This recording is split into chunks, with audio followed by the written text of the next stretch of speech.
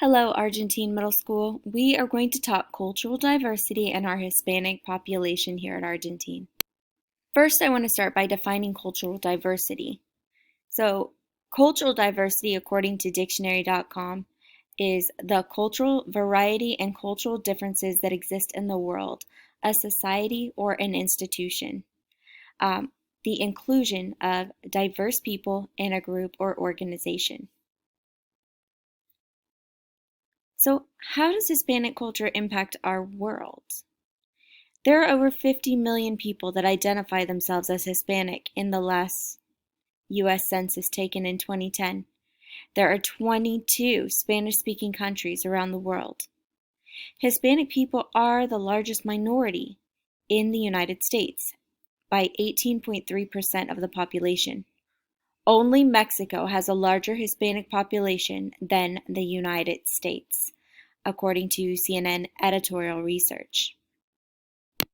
In addition, 43% of immigrants speak Spanish.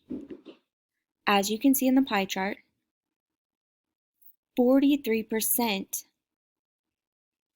of U.S. immigrants in 2017 were the majority.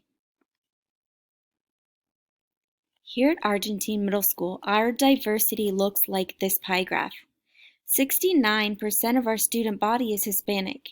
86% of our students are free and reduced lunch, and 35% of our students qualify for English language learner support. So our largest population of students are Hispanic students, but our teacher population is only 7.5% Hispanic.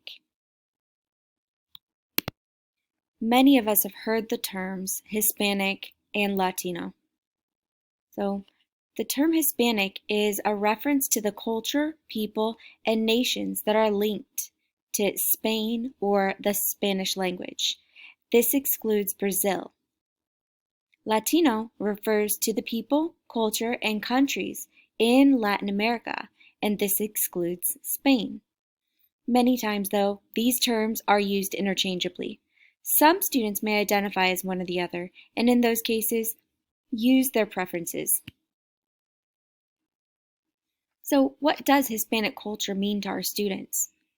Culture is a lot more than just a list of holidays or food preferences or the language someone speaks. Culture is the framework around which we build our identity. It influences how we engage with the world, the perspectives we take, and the expectations we have.